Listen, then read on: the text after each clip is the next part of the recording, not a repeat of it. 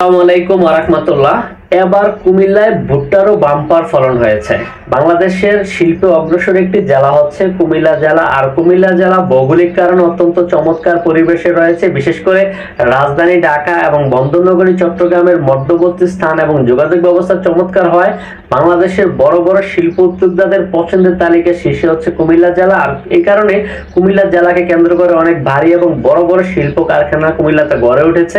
কিন্তু যে কুমিল্লাতে যে শুধু শিল্প কারখানা রয়েছে তা নয়, কুমিল্লার কৃষি উদ্যোক্তারা কিন্তু কোনো অংশে পিছিয়ে নেই। কুমিল্লার কৃষি উদ্যোক্তারা গতানুগতিক কৃষির পাশাপাশি তারা ব্যতিক্রমী কৃষি কাজ করে কিন্তু সফল হচ্ছে। বিশেষ করে আপনারা যারা আমার ভিডিওগুলো রেগুলার দেখেন তারা দেখেছেন যে কুমিল্লাতে আঙ্গুরের চাষ হচ্ছে, কুমিল্লাতে কাসাবা চাষ হচ্ছে, কুমিল্লাতে মালটা চাষ হচ্ছে, কুমিল্লাতে ড্রাগনের চাষ হচ্ছে। মানে কুমিল্লার কৃষি উদ্যোক্তারা বিভিন্ন কৃষি কাজ করে তারা সফল হচ্ছে। কুমিল্লাতে পর্যাপ্ত পরিমাণ ধান চাষ হচ্ছে। আপনারা জানেন যে কুমিল্লাতে প্লাবন ভূমিতে মাছ চাষ হয় এবং বাংলাদেশের মধ্যে মাছ উৎপাদনে দ্বিতীয় সর্বোচ্চ মাছ উৎপাদন হয় কুমিল্লা জেলা থেকে। এবং বাংলাদেশের মধ্যে খাদ্যের স্বয়ংসম্পূর্ণ একটি জেলা হচ্ছে কুমিল্লা জেলা।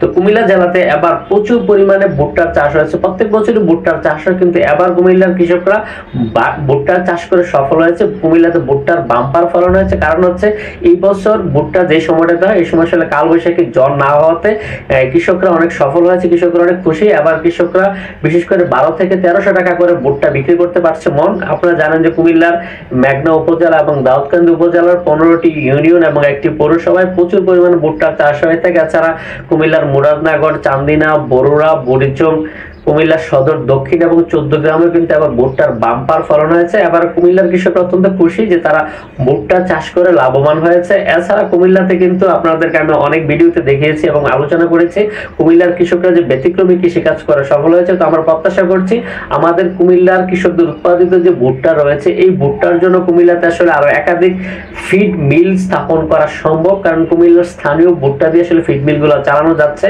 আমরা প্রত্যাশা করব কুমিল্লার যারা শিল্প উদ্যোক্তারা রয়েছেন এবং যারা বাহিরেরও শিল্প উদ্যোক্তা রয়েছেন আপনারা কুমিল্লাতে চাইলে অনেক বেশি ফিড মিল স্থাপন করতে পারেন, যার কারণে হচ্ছে যেখানে স্থানীয় প্রচুর পরিমাণে ভুট্টা রয়েছে।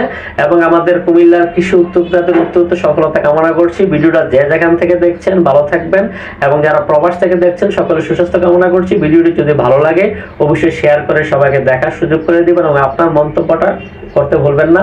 আজকের মতো বিদায় নিচ্ছি, কথা হবে পরে অন্য একটা ভিডিওতে। আসসালামু আলাইকুম ওয়া রাহমাতুল্লাহ।